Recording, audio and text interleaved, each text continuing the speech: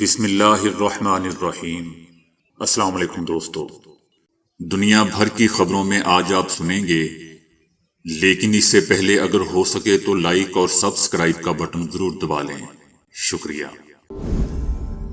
عمران خان سمیت 17 رہنماؤں پر تخریب کاری کا مقدمہ درج، سینچری مکمل۔ صدر پیوٹن کی گرفتاری کے وارنٹ کو جوتی کی نوک پر رکھتے ہیں، روس کا رد عمل۔ نیتن یاہو کی مقبولیت ہمیشہ کے لیے دفن، لوگوں نے فیصلہ دے دیا۔ پیرس میں عوامی مظاہروں پر پابندی لگا دی گئی، لوگ پرواہ کیے بغیر دوبارہ نکل پڑے۔ روسی صدر پیوٹن ڈون باس کی سڑکوں پر خود گاڑی کی ڈرائیونگ کرتے ہوئے نکل پڑے۔ سعودی عرب میں ایک نئے دور کا آغاز، 340 بسیں، 633 مقامات، 15 شاہراہیں۔ ایران اور سعودی عرب معاہدے پر ہنری کسنجر کیا کہہ رہا ہے؟ لاہور قلندرز نے مسلسل دوسری بار بھی سب کو بچھاڑ دیا، شاہین ناقابل تسخیر۔ چائنا روس تعلقات میں تیسرے فریق کی مداخلت برداشت نہیں کی جائے گی۔ تو آئیے چلتے ہیں خبروں کی تفصیل کی جانب۔ عمران خان سمیت دیگر رہنماؤں پر جوڈیشل کمپلیکس اسلام آباد کے باہر ہنگامہ آرائی کے جرم میں تخریب کاری کا مقدمہ درج کر لیا گیا ہے۔ مقدمے میں عمران خان اور 17 پی ٹی آئی رہنماؤں کو نامزد کیا گیا ہے۔ حالانکہ دوستو، میرے خیال سے پولیس نے جو ظلم لاہور میں کیا تھا، اسلام آباد میں یہ اس کا رد عمل تھا۔ بہرحال توڑ پھوڑ کرنے والے کل 38 مظاہرین کو حراست میں لے لیا گیا ہے۔ مقدمے میں لکھا گیا ہے کہ عمران خان ہجوم کے ہمراہ جوڈیشل کمپلیکس پہنچے۔ عمران خان کے ہمراہ آنے والے ہجوم نے پولیس پر پتھراؤ کیا۔ کارکنان نے جوڈیشل کمپلیکس کا گیٹ توڑ کر اندر داخل ہونے کی کوشش کی اور کارکنان نے جوڈیشل کمپلیکس کو چاروں اطراف سے گھیر لیا۔ پی ٹی آئی کارکنان نے گھیر کر پولیس اہلکاروں پر تشدد کیا اور جلاؤ گھیراؤ کیا۔ پولیس چیک پوسٹ کو آگ لگائی گئی، ایس ایچ او کی سرکاری گاڑی کو توڑا گیا۔ عمران خان سمیت متعدد کارکنوں کے خلاف تخریب کاری کا مقدمہ درج کر کے سرکاری وائلس اور 20,000 روپے چوری کا بھی الزام لگایا گیا۔ مقدمے میں لکھوایا گیا کہ مظاہرین نے پارکنگ ایریا میں کھڑی دوسری گاڑیوں کو اور 7 موٹر سائیکلیں جلائیں، جبکہ سرکاری گاڑیوں کو بھی نقصان پہنچایا۔ مظاہرین نے جوڈیشل کمپلیکس کے باہر 16 گاڑیاں اور 4 موٹر سائیکلیں ڈنڈوں اور پتھروں سے توڑی۔ کارکنان نے پیٹرول بم سے بھی پولیس اہلکاروں پر حملہ کیا۔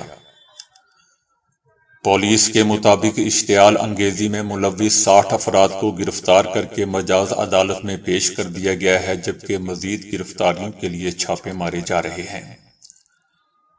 دوسری طرف عمران خان کا کہنا ہے کہ سب جانتے ہیں کہ مجرموں کا گروہ ہر حال میں انتخابات تک مجھے گرفتار کرنا چاہتا ہے۔ پہلے ہی مجھ پر 96 مقدمات قائم کیے جا چکے ہیں اور مجھے یقین ہے کہ عنقریب میں یہ مقدمات کی پہلی سینچری مکمل کر لوں گا۔ عمران خان نے کہا کہ پولیس نے کس قانون کے تحت میرے گھر کا مرکزی دروازہ توڑا، درخت اکھاڑ پھینکے اور بھاری اسلحے کے ساتھ گھر میں داخل ہوئے۔ بےہودگی اور بدمعاشی کی حد تو یہ ہے کہ انہوں نے یہ سب اس وقت کیا جب میں عدالت میں پیشی کے لیے اسلام آباد روانہ ہو چکا تھا اور پیچھے گھر میں صرف عورتیں اور ملازم تھے۔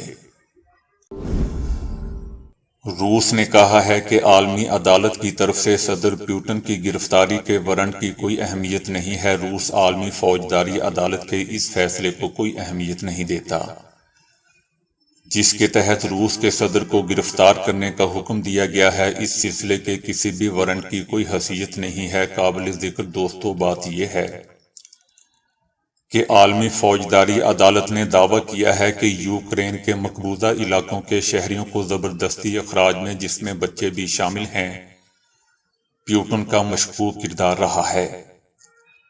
عدالت نے روس کی صدارتی کمشنر برائے حقوق اطفال کے خلاف بھی اریسٹ وارنٹ جاری کیے ہیں۔ ان پر بھی وہی الزام عائد کیا گیا ہے جو صدر پیوٹن پر لگایا گیا ہے۔ سیاسی امور کے ماہرین کا کہنا ہے کہ روس کے خلاف مغربی دنیا کی سیاسی، مالی اور اسلحہ جاتی پابندیوں کی ناکامی کے بعد اب یورپ اور امریکہ ایسے الزامات عائد کر کے روس پر دباؤ بڑھانا چاہتے ہیں، جو کہ بچگانہ کھیل ہے۔ اسرائیل میں ایک تازہ ترین سروے انتہائی دائیں بازو کی جماعت کی مقبولیت میں تیزی سے کمی کو ظاہر کر رہا ہے۔ مذکورہ سروے میں بتایا گیا ہے کہ اگر اب پارلیمانی انتخابات ہوتے ہیں تو نیتن یاہو کا اتحاد پارلیمنٹ میں اپنی اکثریت کھو سکتا ہے۔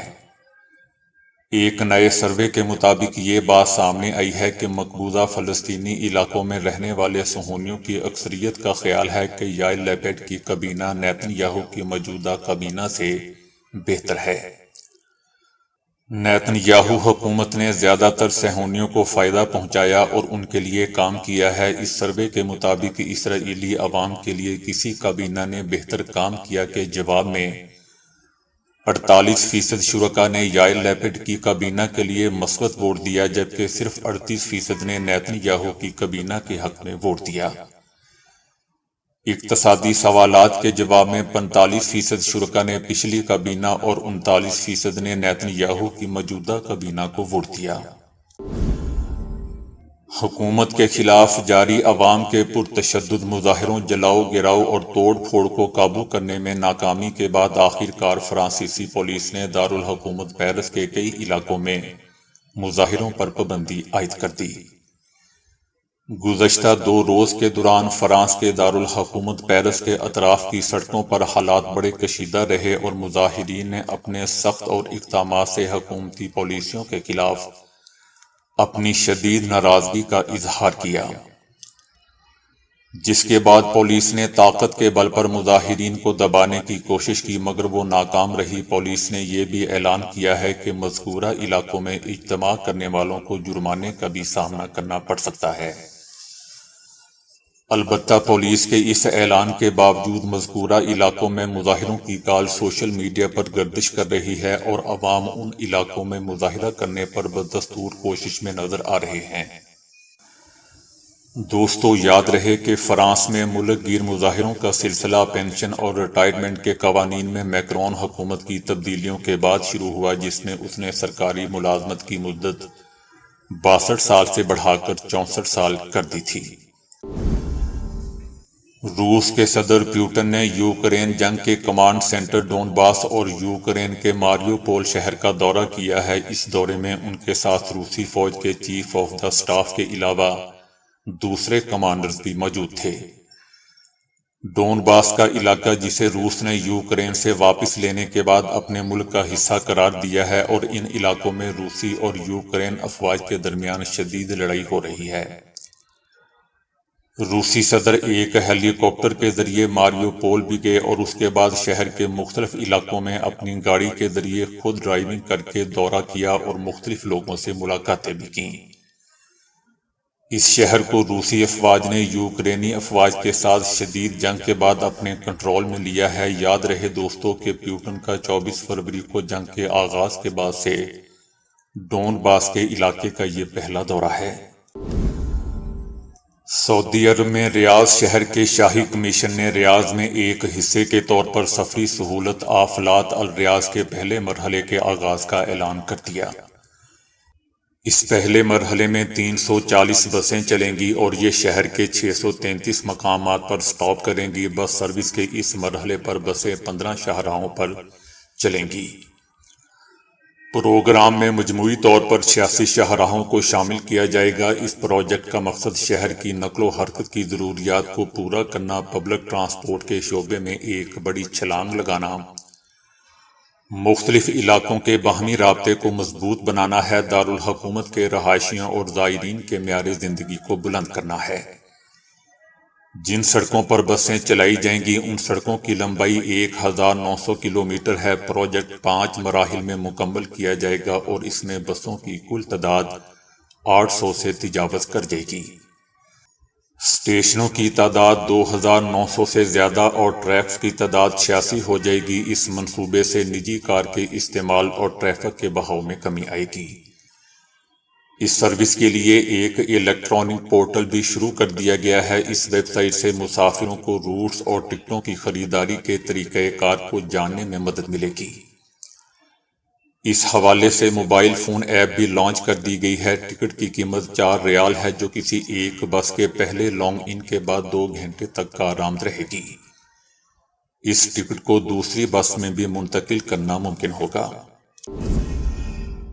مشہور سابق امریکی وزیر خارجہ ہنری کسنجر نے ایران اور سعودی عرب کے درمیان ہونے والے معاہدے میں چائنا کی ثالثی کو بین الاقوامی نظام میں سفارتکاری کے مرکز کی تبدیلی کی وجہ قرار دیا ہے۔ ہنری کسنجر نے ایران اور سعودی عرب کے درمیان ہونے والے معاہدے کو مغربی ایشیا کے خطے کی صورتحال اور پیش رفت میں بنیادی تبدیلی قرار دیتے ہوئے کہا کہ سعودی عرب چائنا کے خلاف امریکہ سے کھل کر اپنی سلامتی اور سیکیورٹی میں توازن پیدا کرنے کی کوشش کر رہا ہے۔ واشنگٹن پوسٹ کو انٹرویو دیتے ہوئے ہنری کسنجر نے کہا کہ مشرق وسطی میں کشیدگی میں کمی سب کے لیے اچھی ہے، اور اگر چینی صدر شی جن پنگ ایران کو روکنے اور سعودی عرب کو یقین دلانے میں کردار ادا کرتے ہیں تو وہ ان کی کامیابی کے لیے نیک خواہشات کا اظہار کرتے ہیں۔ ہنری کسنجر ایران اور سعودی عرب کے درمیان ہونے والے معاہدے میں چائنا کی سفارتکاری کو 1971 میں اپنے چائنا کے دورے کے مترادف سمجھتے ہیں، جب وہ امریکی وزیر خارجہ تھے۔ ہنری کسنجر کا دورہ چین دونوں ممالک کے درمیان تعلقات میں تناؤ کا آغاز تھا۔ اپنے انٹرویو میں ہنری کسنجر نے اس بات پر زور دیا کہ یہ تبدیلیاں ایران کے خلاف اسرائیل کے فیصلوں کو بھی پیچیدہ بناتی ہیں، کیونکہ اب مغربی ایشیا میں کسی بھی اقدام کے لیے چینی مفادات کو بھی مد نظر رکھنا ہوگا۔ لاہور قلندرز نے ملتان سلطانز کو 1 رن سے شکست دے کر مسلسل دوسری بار پاکستان سپر لیگ کا ٹائٹل اپنے نام کر لیا۔ قذافی اسٹیڈیم لاہور میں کھیلے گئے پاکستان سپر لیگ کے فائنل میں ملتان سلطانز ہدف کے تعاقب میں مقررہ 20 اوورز میں 8 وکٹوں کے نقصان پر 199 رن پر ہمت ہار گیا۔ محمد رضوان نے پورے ٹورنامنٹ میں سب سے زیادہ رنز بنانے کا ریکارڈ بنا ڈالا۔ کپتان شہین شاہ آفریدی نے 15 گیندوں پر 5 چھکوں اور 2 چوکوں کی مدد سے دھواں دار 44 رنز کی ناقابل شکست اننگز کھیلی، اور بالنگ میں بھی 4 وکٹیں لینے میں بہترین کھلاڑی کا ایوارڈ بھی اپنے نام کیا۔ چائنا اور روس اپنے تعلقات میں کسی تیسرے فریق کی مداخلت اور دھمکیوں کو کبھی برداشت نہیں کریں گے۔ حالیہ برسوں میں روس اور چائنا کے تعلقات میں ایک اصطلاح عام طور پر استعمال کی گئی ہے: عدم اتحاد، عدم تصادم اور کسی تیسرے فریق کو نشانہ نہ بنانا۔ اب اس میں ایک اور اصطلاح کا اضافہ کر دیا گیا ہے: عدم مداخلت اور کسی تیسرے فریق کی دھمکی نہ دینا اور نہ اس کی دھمکی سننا۔ صدر شی جن پنگ کا آئندہ ہفتے روس کا دورہ دونوں ممالک کے درمیان اعتماد اور باہمی طور پر مفید تعاون کو مضبوط کرے گا، اور یہ دورہ نہ صرف دونوں ممالک اور ان کے عوام کے لیے فائدہ مند ہوگا بلکہ بڑھتے ہوئے عالمی خطرات کے درمیان بین الاقوامی برادری میں مزید اعتماد پیدا کرے گا۔ چائنا کے صدر روس کے صدر پیوٹن سے ملاقات اور بات چیت کے لیے 20 سے 22 مارچ تک روس کا دورہ کرنے والے ہیں۔ اس کے ساتھ ہی یوکرین جنگ میں روس کو مہلک چینی ہتھیار بھیجنے پر تشویش بھی بڑھ رہی ہے، اور امریکی حکام نے چائنا کو اس بارے میں خبردار کیا ہے۔ امریکہ کا یہ ایک ایسا دعویٰ ہے جسے چینیوں نے ہمیشہ مسترد کیا ہے، اور یوکرین میں امن کے قیام کے لیے 12 نکاتی معاہدے کا مسودہ بھی پیش کیا ہے۔ تو دوستو، ابھی کے لیے اتنا ہی۔ ویڈیو کو لائک اور شیئر کرنے کا بہت بہت شکریہ۔